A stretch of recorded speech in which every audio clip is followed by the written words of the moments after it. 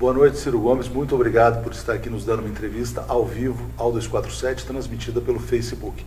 Bom, queríamos começar pelo tema quente de hoje, que foi a sessão do Supremo, que decidiu que Renan Calheiros não pode assumir a presidência da República, mas continua presidente do Senado. Qual que é a sua interpretação para essa acomodação?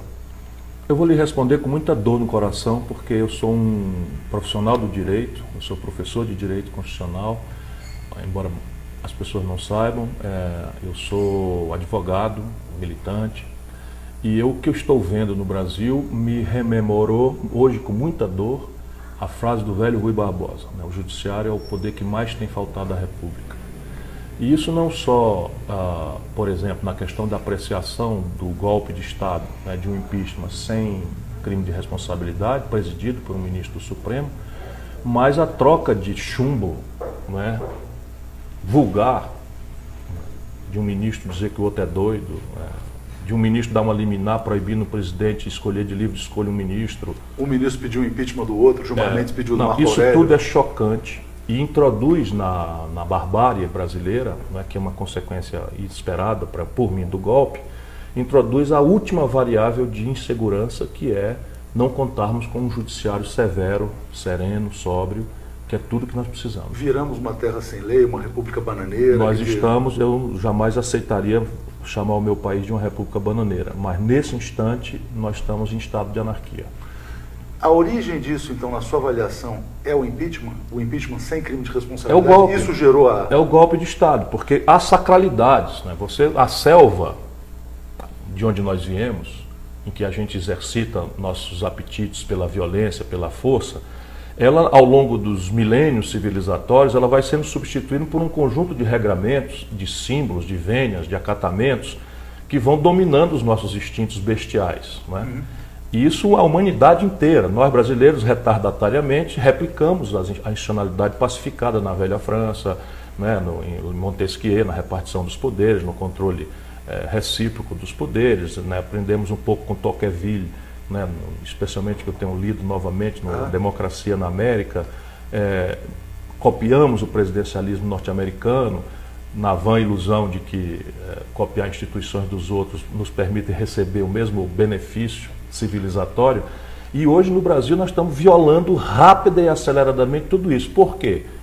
E a minha geração só ganhou. Nós vimos uma ditadura, conquistamos a redemocratização do país, conquistamos a estabilidade da moeda. Nisso tudo eu estava ali ajudando como militante e tal. E pela primeira vez a minha geração, eu tenho 59 anos, 36 anos de militância na vida pública brasileira, descontada a minha militância no movimento estudantil, que me acrescentariam mais uns 6, né?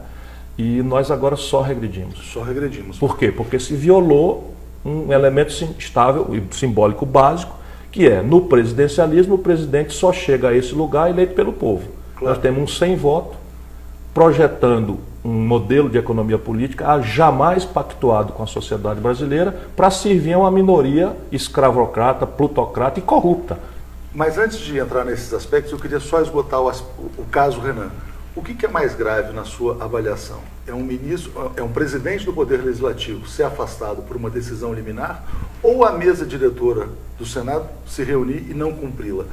E de repente você tem a plutocracia, como o senhor fala, quer dizer, se manifestando por editoriais. O Renan, que até ontem era o inimigo, passa a ser um personagem central da estabilidade. Os argumentos jurídicos, não digo jurídicos, mas usados na sessão de hoje do Supremo, passavam pela questão econômica. Veja, bom, até gostaríamos de afastar, mas não podemos afastar porque ele é importante. Quando eu ouvi, eu assisti a sessão inteira, quando eu ouvi, respondendo objetivamente, o que é mais grave? São as duas faces da mesma moeda.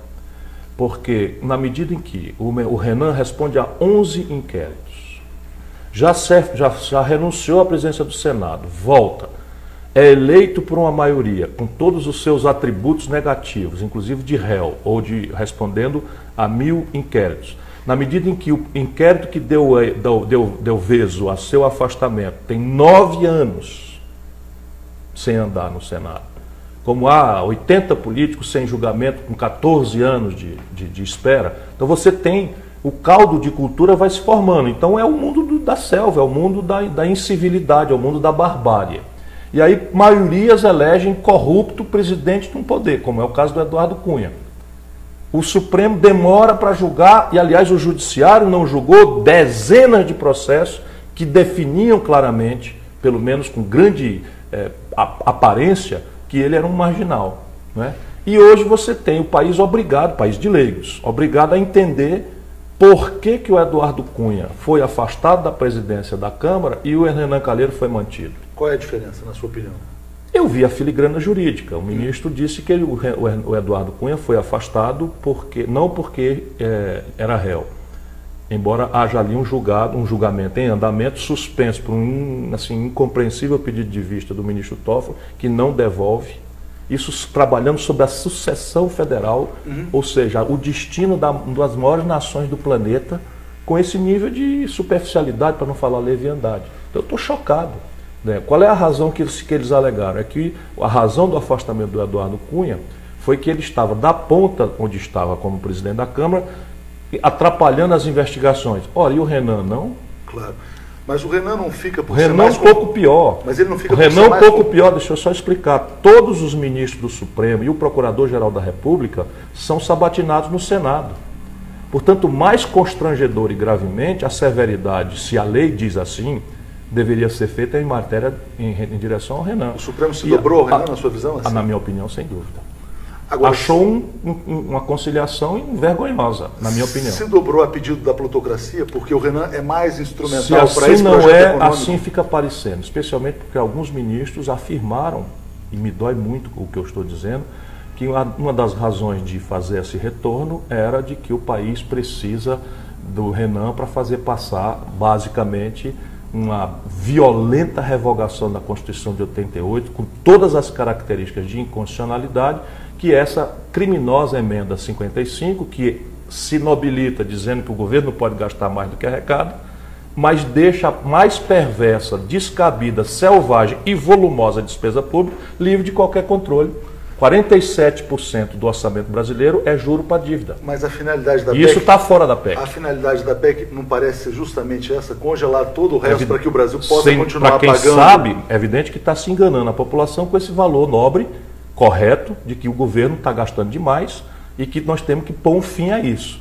Só que o gasto per capita no Brasil, hoje, em educação, saúde e previdência, estão, esses gastos, abaixo da média dos países semelhantes ao Brasil na OCDE.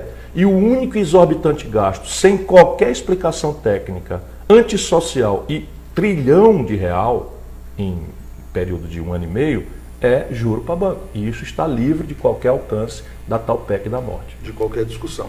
Mas o senhor falou que o Brasil está num estado de anarquia, né? Pelo fato de ter um governo que chegou ao poder não pelo voto, mas por um golpe. Como que se sai dessa situação? Porque há discussões, quer dizer, há pessoas que defendem direta já. Outros defendem a saída no próximo ano, eleições indiretas. Na sua visão, como o Brasil vai sair desse impasse do governo Temer? Veja, o Brasil tem muito agente político, inclusive do nosso lado, jogando para a plateia, né, falando o que as pessoas querem ouvir. Eu não tenho a menor vontade de fazer isso, às vezes mal entendido, mas eu não cultivo nenhum veio de hipocrisia. A chance do Brasil ter uma eleição direta hoje com esta hegemonia é zero. Portanto, quem fizer isso está mistificando para a população, para extrair dela a justa solidariedade do quem estaria aí evoluindo por intransigência. Hoje o que nos resta, trágico como é o quadro, nós temos 513 deputados. Nós outros do campo dito progressista, mais comprometido com a questão nacional, com a questão popular, estamos reduzidos a quase pó de traque. Nós somos, que é nada, né, vamos dizer no nordestino, nós somos 100 em 500. 100 em 500.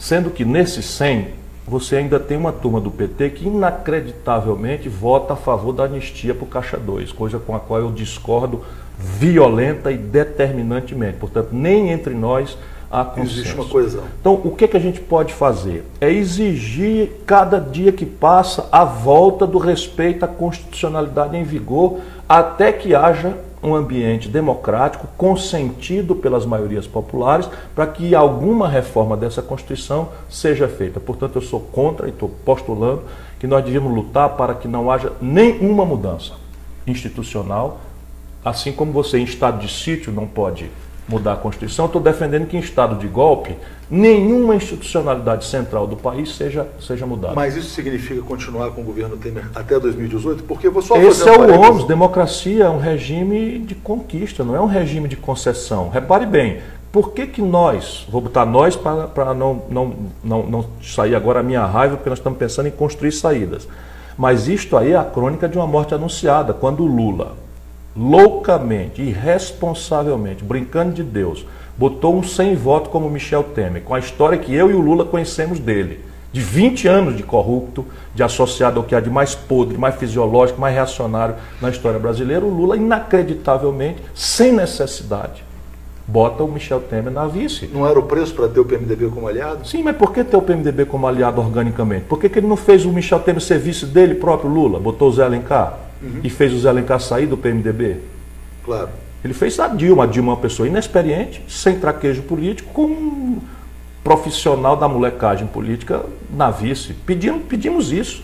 Agora é trincar o dente e atravessar. Tentar pelo menos preservar o que resta de Constituição. Atravessar, e que a elite pague, né, a mistificação de esperar a austeridade de um governo com as características do Michel. Voltou? Estava dizendo que hoje nós estamos vivendo a maior farra fiscal desde Fernando Henrique, que foi o governo fiscalmente mais irresponsável que eu conheci na vida.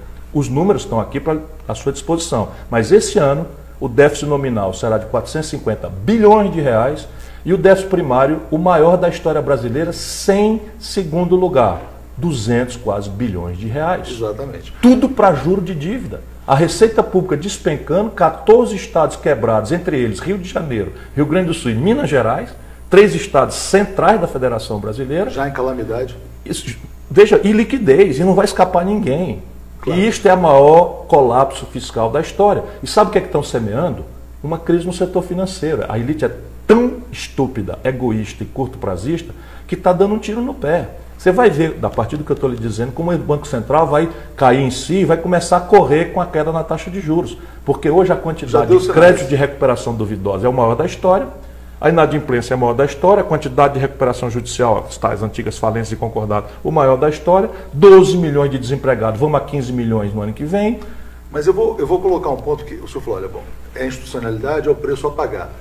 Vamos usar um exemplo usado pelo ex-presidente Fernando Henrique Cardoso, que chama o presidente Temer, gentilmente, de Pinguela. É uma Pinguela. Esse é o apelido, Pinguela. E se a Pinguela cair, vamos ver o que acontece. Há risco dessa Pinguela cair por uma convulsão social? Não, enfim. Ele pode correr com a cela, já revelou-se, como a gente também, quem conhece sabe, é um frouxo, é um covarde, assim, como todo traíra, é um covarde. O cara fica calculando se vai levar vaia e não vai para as coisas. É um frouxo, não vai. Recua, extingue ministério, a negada faz um protestozinho, ele recua, não tem concepção e é um oportunista, é um usurpador miudíssimo. O Brasil não merecia e o Lula é o responsável. Ele vai sempre ouvir de mim isso, não que eu queira criminalizar a vítima, porque afinal de contas o Lula agora virou vítima também, nisto eu sou solidário a ele. Mas ele é o responsável por isso, contra a minha opinião, dada na data. Mas agora, vai cair, ou pode correr com a cela, ou talvez o TSE, como um fusível da plutocracia, dado que ele não está entregando... Correr com a cela é renunciar? Correr com a cela é pular fora, né?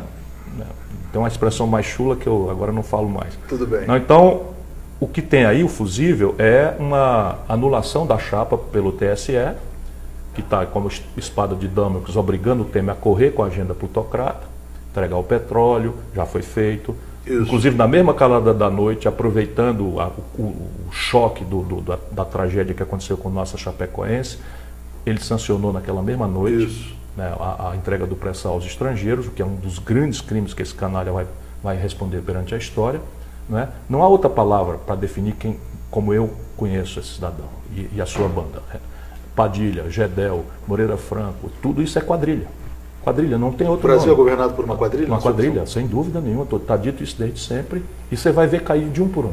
Nesse momento, o Padilha... Já foi o Gedel. O Padilha, nesse momento, está com os bens bloqueados. Isto é a República Brasileira.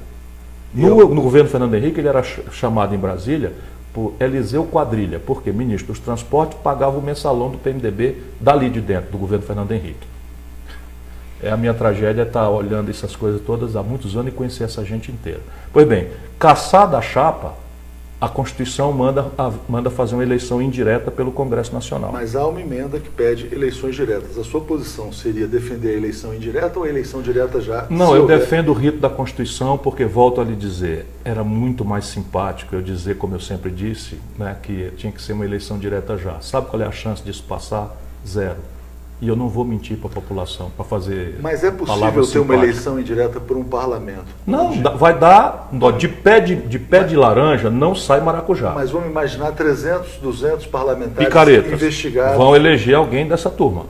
E eles estão querendo agora, por causa da elite, está exigindo, eleger alguém que seja mais respeitado pela imprensa. Não é questão de ser respeitável, é respeitado pela imprensa. Por exemplo, e os dois nomes que eles estão cogitando abertamente em Brasília, chama-se Nelson Jobim, se o PMDB tiver a força, ou Fernando Henrique Cardoso, se o PSDB tiver a força. O Fernando Henrique já falou que prefere eleições mentindo, diretas. como ele costuma fazer.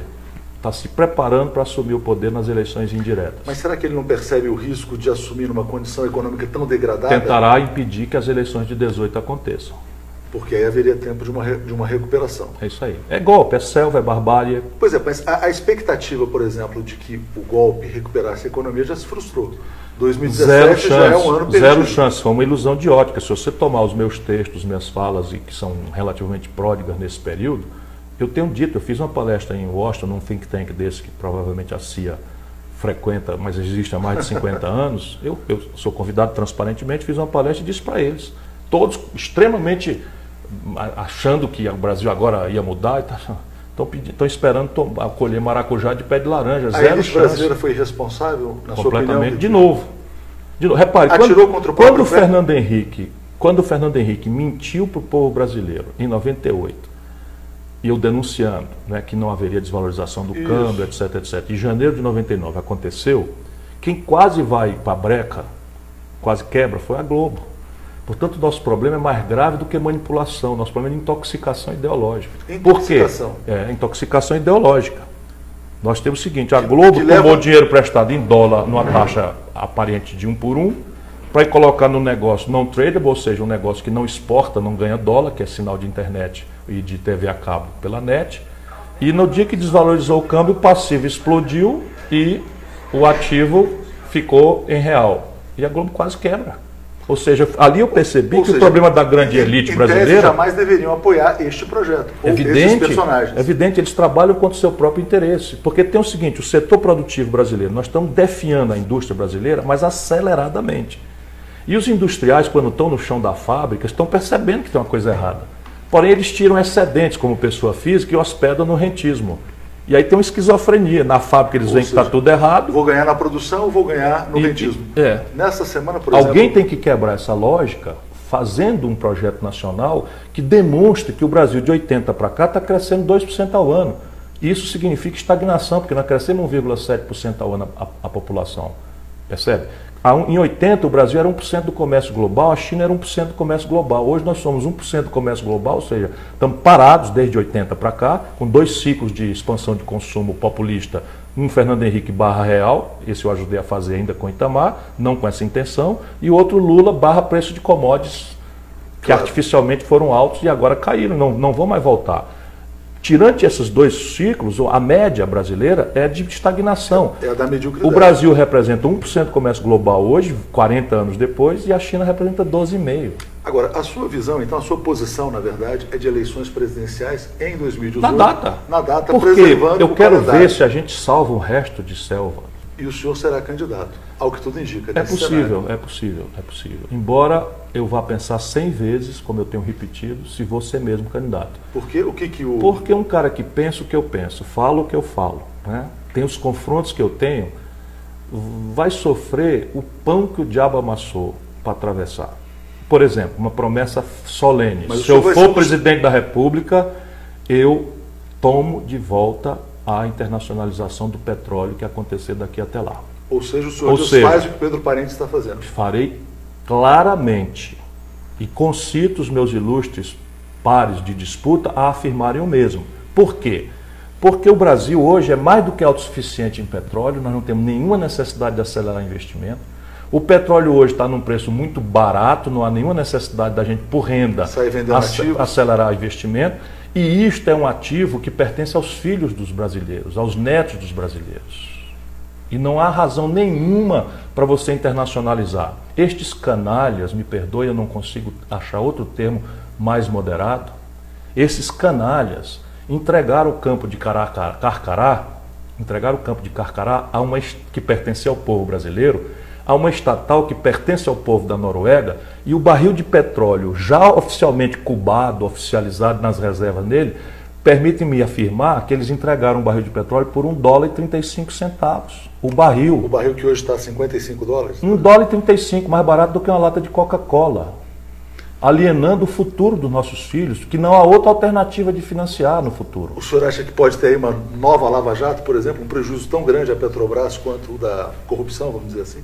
Veja, se quisermos ver, porque isso não por acaso não é, na minha opinião. Os encarregados de fazer isso são todos entreguistas velhos, conhecidos meus.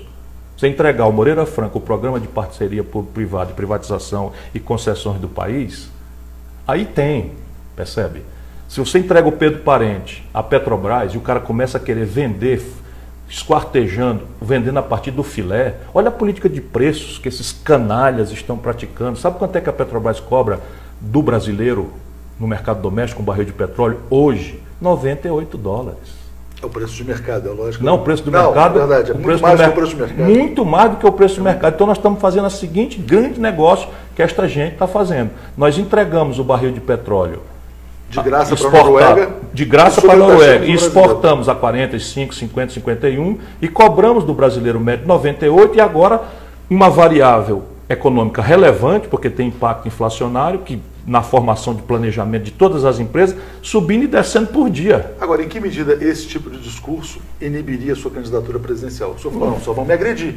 Mas veja, esse discurso pode encontrar ressonância na sociedade. Eu sou uma pessoa... Não, sim, claro. Estou só lhe dizendo que um tipo de candidato como eu, que sabe o que está falando e que fala o que pensa, vai enfrentar restrições. E não são restrições leais, não são uma confrontação leal. Percebe? De mim, por exemplo, não se acusa nada no campo moral. Mas é que eu sou destemperado, sim, é que eu sou pavio curto. Por quê? Porque se sataniza o carteiro, para que as pessoas não leiam a carta. Claro. O senhor vai ser um dos poucos políticos brasileiros não atingido por Odebrecht, OAS, delações, é o que tudo indica. Pelo menos isso é uma decisão tomada de vida. E nada mais é do que a minha obrigação. Até o presente momento, eu compreendo o que você está dizendo até agora, mas até o presente momento em que eu lhe falo, nós estamos falando ao vivo, eu tenho 36 anos, eu comandei a economia do Brasil, o 8º estado brasileiro, a 5ª cidade brasileira, fui ministro da Integração Nacional, fiz o projeto de São Francisco, o projeto da Transnordestina, interagi com todo o campé de expressões de poder econômico no Brasil, nunca respondi a um inquérito sequer para ser absolvido.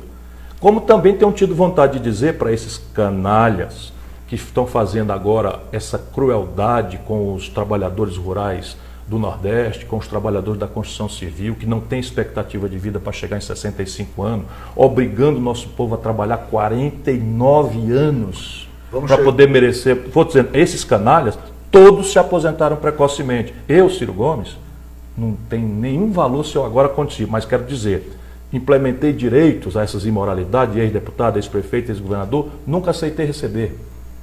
Por quê? Porque eu quero me comportar e poder ter o direito de fazer o que eu faço. Claro. Trabalhar pelo Brasil, independentemente se eu tenho uma compreensão ou não. Chegaremos na Previdência. Mas falando de 2018, o senhor acha que eventuais adversários serão eliminados por essa questão ética? Quando se fala, por exemplo, em delações que envolvem Aécio Neves, José Serra, Geraldo Alckmin, Santo, Careca... Não será. Não será, porque a ética no Brasil é uma ferramenta de manipulação de opinião pública. Entre as elites não há menor comprometimento ético. Sabe qual é o compromisso da Globo com a ética? Nenhum. Sabe qual é o compromisso dos bancos no Brasil, no país com ética? Nenhum. E do judiciário? O judiciário é seletivo na sua visão? Ah, completamente. Completamente. Assim, mas assim, por média ainda tem uma certa preocupação com a decência, mas também muito dramaticamente relativizada. Você veja só qual é a maior punição que você faz para um juiz que vende uma sentença no Brasil? Aposentadoria com salário integral. E quando você bota isso em discussão, vira... Enfim, é porque os políticos também não merecem mais respeito. Quando mas se discute a lei de abuso de autoridade, o Renan é caçado por liminar. Os políticos perderam a compostura, perderam a decência, perderam a respeitabilidade. E isso se entende. Mas repare bem, nós estamos sendo pessoas que, suponho, né, Eu compreendo a exasperação do povo, a revolta, é a minha. Mas eu sou obrigado a não ir nessa onda, sabe? A não falar bobagem só porque agrada as pessoas. O maior punição para um juiz que vende uma sentença aconteceu no Ceará agora. 2 desembargadores do Tribunal de Justiça do Ceará foram pilhados vendendo sentença em horas de plantão, libertando traficantes de alta periculosidade. Punição, aposentadoria compulsória com 100% dos salários. Claro, mas por mais que a mídia não tenha compromisso com a ética, que a justiça seja parcialmente ou então, repare bem, em alguns pontos seletiva, é possível, na sua visão, por exemplo, que um personagem como José Serra, citado como recebeu o Serra 23 está milhões mais ou na menos Suíça. fora de combate, mas repare, você sabe outros, disso por e eu exemplo. sei também. Mas no Brasil o povão só toma notícia de escândalo se ele for novelizado em tempo nobre na Globo. E não serão. Nunca foi, o Serra nem notícia foi. 23 milhões de reais, e ainda quem deu a notícia, que foi a Folha, ainda chama isso de Caixa 2.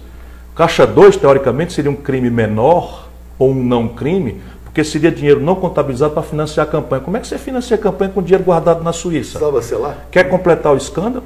Agora, com essa lei de repatriação, o Ronaldo César Coelho, que é o testa de ferro desses 23 milhões, botou o dinheiro para dentro. Ou seja, já está anistiado. E essa notícia legalizado. não saiu. Eu sei porque tenho amigos por aí afora. Ou seja, Então, repare bem, o Alckmin, por exemplo, né? Alstom, metrô, não sei o que e tal. Quem é que não afirma que o Alckmin é um homem sério? Mesmo eu não vou afirmar que não seja. Mas porque nunca foi investigado, nunca foi novelizado em horário nobre, isso. Né? Ou seja, então em O 2018... Aécio. Qual é a sua visão sobre o Aécio? Não. Tem um tema muito polêmico hoje nas O redes sociais, Aécio, que é a eu tenho foto até de ontem. pena, de novo eu A tenho foto sentido lá- dor no coração, né? Porque em nome da minha convicção com o Brasil, da minha preocupação com esse estado de anarquia, eu me sinto obrigado a não homenagear mais nem as amizades que eu tenho, mas o Aécio é um nada. Qual foi a Não, participação nada. dele nesse processo, por exemplo? Se ele tivesse aceitado o resultado eleitoral, a história seria diferente hoje? Eu atribuo a 3 interesses externos e um interno o que aconteceu no Brasil. O primeiro interesse interno é a mentira eleitoreira marketológica da Dilma. A crise estava dada e ela optou por mentir, aceitar o ditado do marketing ao invés de politizar a consciência da crise, confiar ao povo a consciência disso e partir para cima com estes valores. Eu tenho certeza que ela ganharia com muito mais qualidade e não teria predisposto a base popular brasileira a se revoltar com ela e dar ensejo aos outros 3 interesses. O estelionato eleitoral, na sua visão? Isso. Primeiro interesse, gerar excedentes fiscais a qualquer preço, ou custo, ou contradição, para botar no poço sem fundo da agiotagem internacional, PEC 55.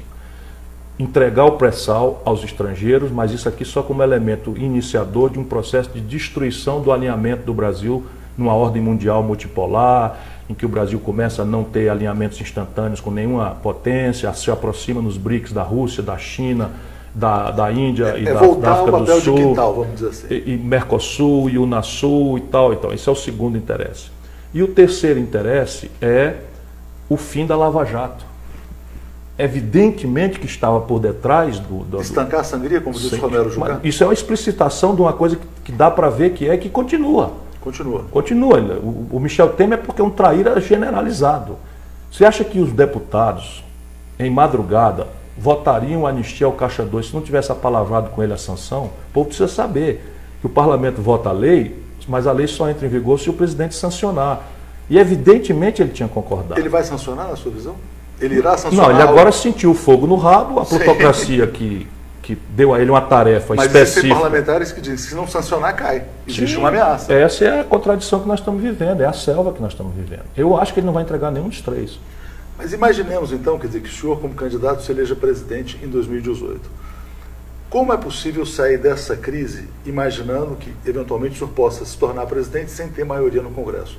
O senhor falou, a esquerda desse campo tem 100 deputados A preço em de hoje. 500, a preço de hoje.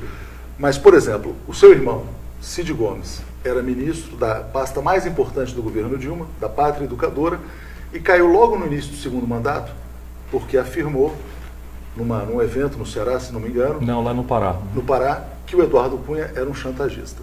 De repente veio aquela pressão imensa sobre a presidente Dilma. E a Dilma ficou com o Eduardo Cunha. Entre Cunha, ficou com Cunha e entregou a cabeça do Por Cid que Gomes. você acha que ela caiu? Porque, repare... Recentemente ela nos deu uma entrevista e disse, bom, não dá para negociar com o Eduardo Cunha porque é um chantagista. Pois é. A mesma expressão usada pelo Cid Gomes. Como o senhor enfrentaria um parlamento que como tivesse, Itamar por exemplo, Franco, um Eduardo só Cunha? para que as pessoas tenham clareza, como Itamar Franco enfrentou, como Juscelino Kubitschek enfrentou, como Lula no primeiro mandato enfrentou, como Fernando Henrique, de certa forma, no primeiro mandato enfrentou, o Fernando Henrique bem menos, mas o Lula, por exemplo, bancou sem transigência, e o Zé Disseu queria muito o acordo, e eu fiquei duramente contra, e o Lula bancou a posição do meu lado, que não era só minha, né? Mas na crise do mensalão, nós enfrentamos. Ao invés de capitular, nos render, fazer acordo, se acertar, nós confrontamos. E o povo brasileiro nos apoiou e nós escapamos, adiamos o golpe 6 anos. Como Getúlio lá atrás enfrentou com o suicídio. A questão básica é a seguinte, você tem que restaurar a autoridade moral da presidência da República, que hoje está destruída. Como é que você faz isso? Primeiro, moderando a promessa na campanha. Segundo, explorando ao máximo a possibilidade, que é real da vida brasileira, de que ao presidente que se elege, especialmente se elege com forte maioria, se dá também maioria no parlamento. Esta é a realidade. Se não diretamente do partido dele, mas das forças a ele avizinhadas, por isso a sabedoria de um segundo turno, quando você não consegue no primeiro turno arrastar, há uma aliança obrigatória a ser feita entre os vizinhos, que constitui também. Segundo, você tem que introduzir no Brasil, reintroduzir no Brasil, que a inexperiência da Dilma, um certo despreparo, ou não um treinamento do Lula, perderam, embora o Lula... É uma política de governadores. Uma das razões dessa absoluta fragmentação do poder no Brasil é que nós deixamos a Federação Brasileira se arrebentar. O equilíbrio de poder no Brasil está destruído porque o Rio Grande do Sul não tem mais protagonismo nenhum, o Palácio de Piratini virou um órgão de destruição de liderança. Grande Minas Gerais, além de se avacalhar na sua representação, está aí colapsada também.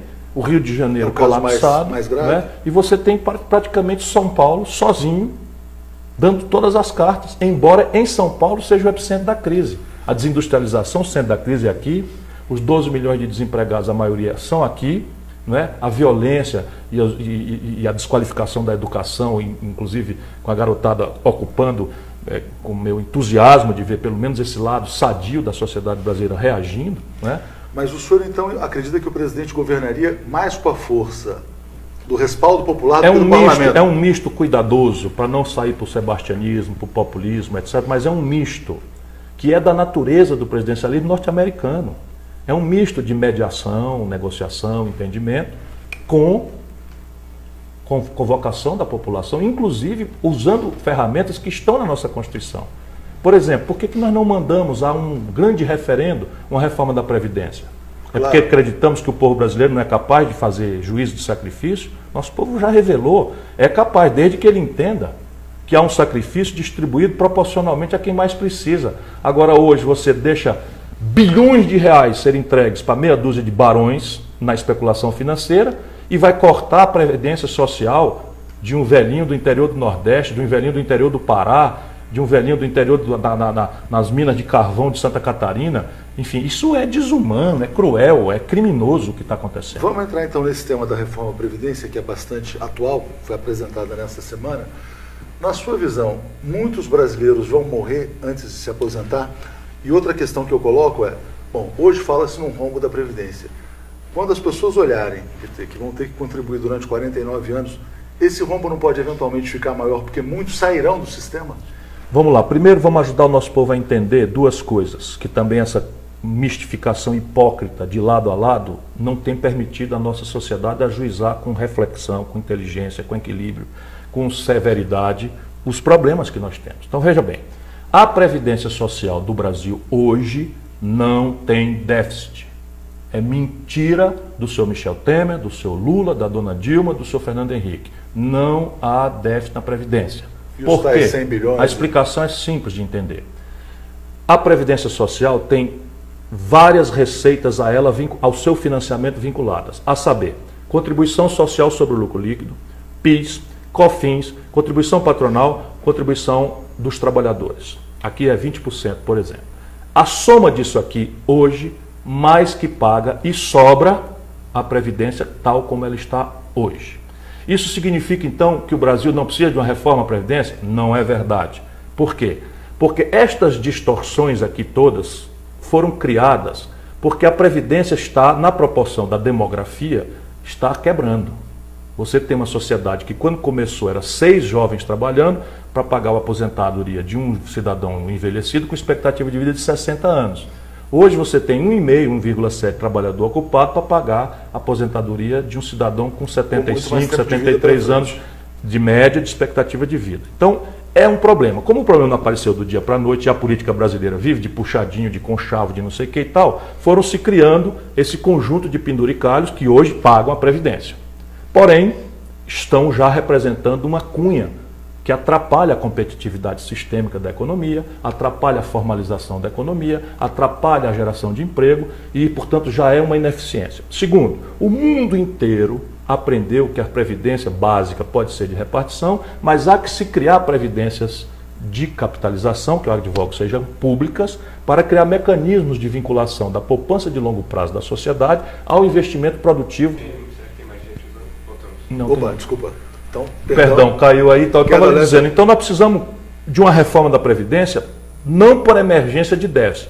E como é que o governo tem a coragem e o despudor de dizer que tem déficit? Repare, quando foram criados esses mecanismos para financiar a Previdência, de novo, por trás da porta, criaram um negócio chamado DRU, Desvinculação de Receita da União, que tira 30% dessas receitas criadas pelo Parlamento ou pelo Executivo para financiar a Previdência, para botar no saco sem fundo da agiotagem, olha onde nós estamos de novo, dos juros altos.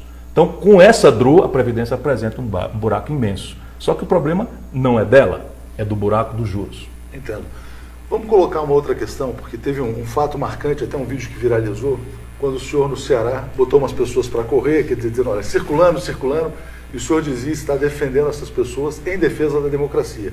Eram manifestantes, enfim, que foram lá buzinar. Eu não dou a eles o nome de manifestantes, era um grupinho de fascistas, depois identificamos como militantes do PSDB, 1h42 da manhã, constrangendo e ameaçando fisicamente o meu irmão na porta da casa dele.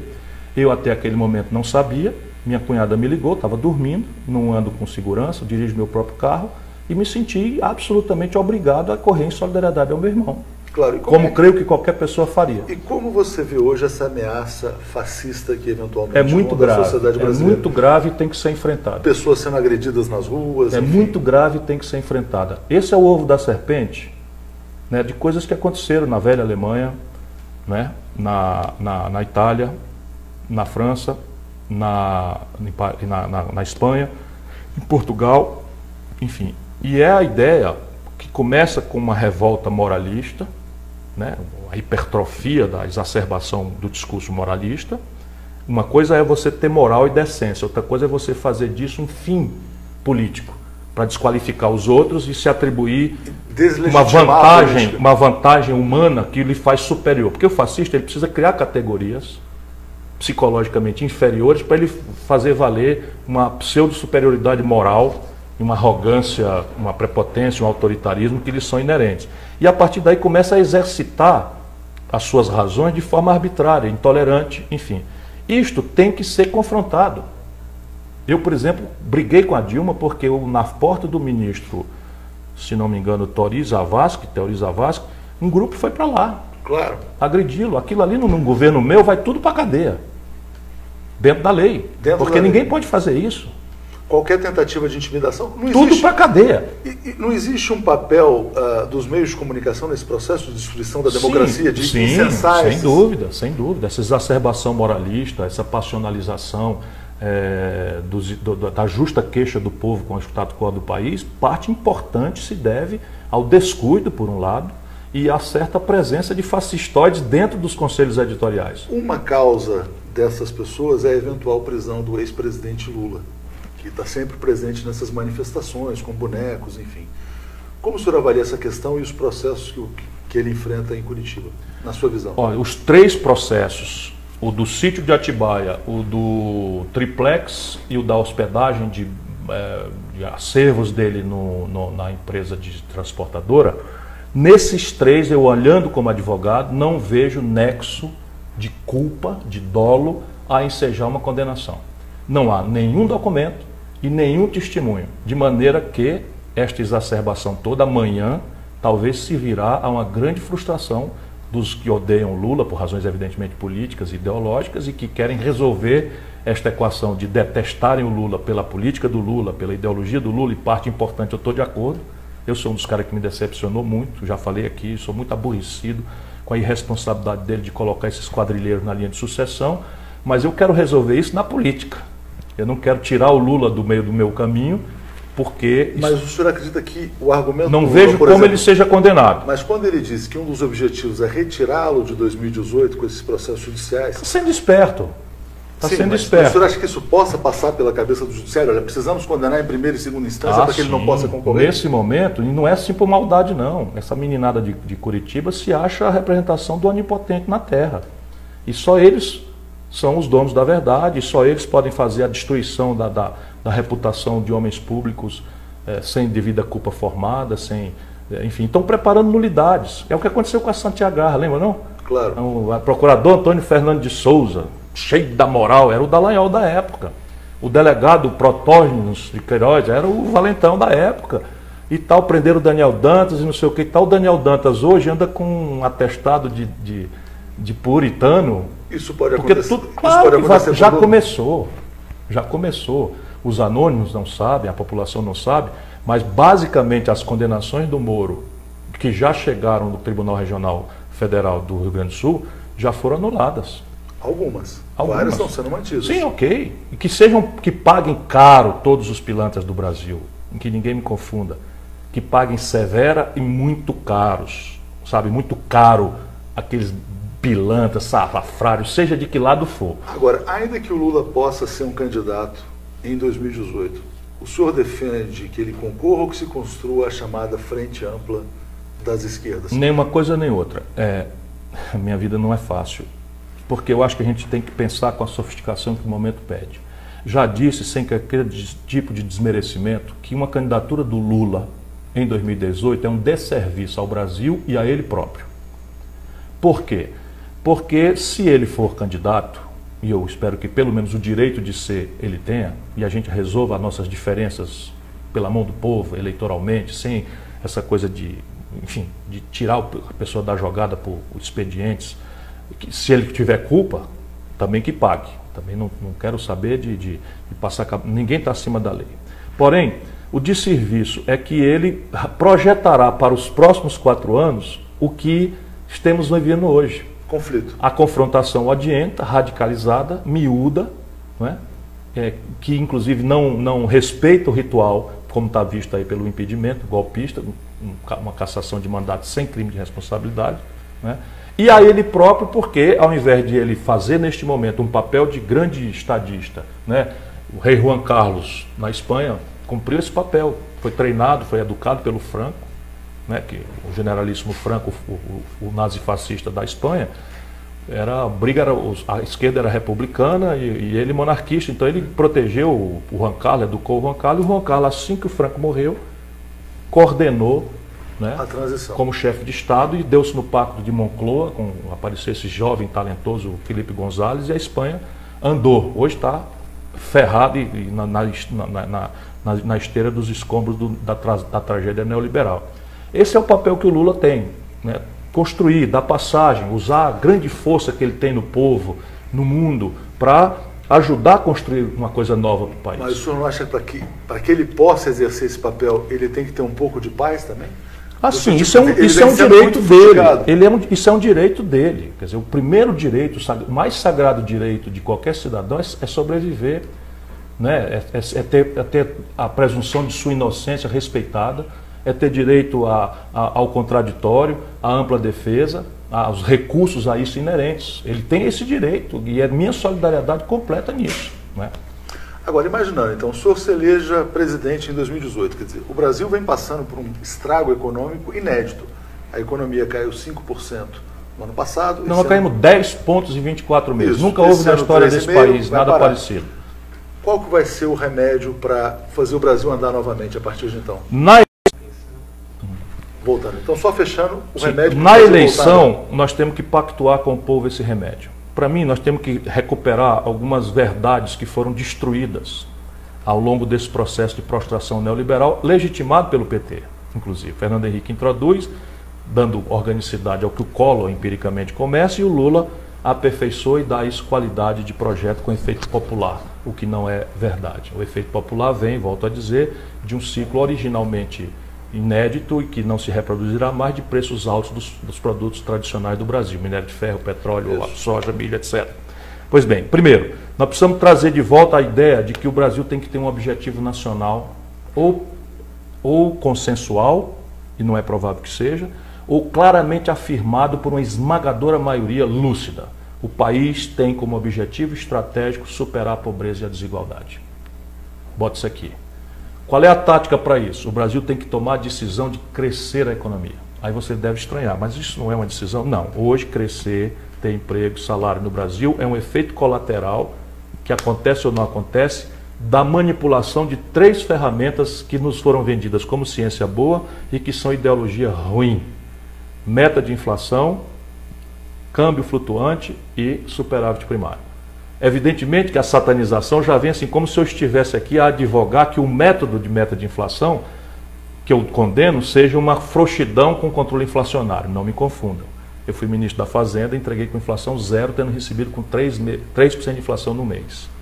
Entreguei com zero. Não tenho compromisso, no plano real.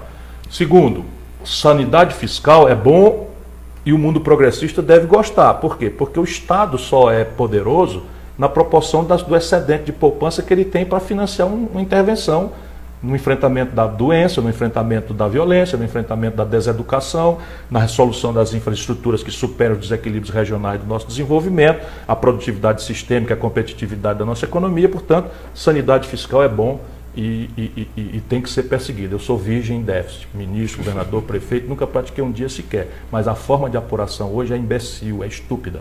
E por fim, câmbio flutuante. Nenhuma nação séria do mundo pratica uma taxa de câmbio hostil ao seu produtor e estimuladora do seu consumismo suntuário. A taxa de câmbio da China, da Coreia do Sul e do Japão é pelo oposto. O objetivo principal é a produção. É produzir, é estimular a produção e dissuadir, né, o consumo suntuário, o consumo de luxo, ou pelo menos tributá-lo de forma mais progressiva no Brasil. E isto, para mim, está bem pensado. Em seguida, como nós vamos crescer? Estabelecendo um grande entendimento em quem trabalha e produz. E o caminho é a reindustrialização do país, interromper a desindustrialização e retomar a ideia de um projeto nacional de desenvolvimento, cuja tarefa seja acelerar o desenvolvimento industrial.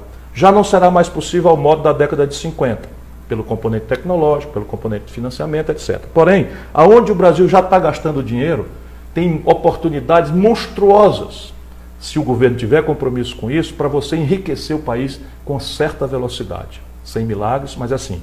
Petróleo e gás. Nós hoje temos 25 bilhões de dólares de déficit na conta de petróleo e gás, sendo uma das nações produtoras do mundo. E com as maiores reservas de petróleo. Que estão sendo com as maiores aí que estão sendo entregues. Então mas aqui o enriquecedor não é só o refino para substituir a importação, que nós estamos burramente vendendo petróleo barato, bruto, e comprando derivado de petróleo com dólar que a gente não tem, caro. Por isso a nossa gasolina agora com esse idiota aí, entreguista, agora vai ser sensível à taxa de câmbio também, quando é 100% produzida o petróleo no Brasil e a gasolina que vem de fora. Portanto, tem um componente de câmbio aí. Então você tem aqui a possibilidade de novos materiais, de polímeros, de toda uma petroquímica, e com verticalização de conteúdo brasileiro na ciência e tecnologia que eles querem revogar, uma série de coisas que tem aplicações em outros caminhos.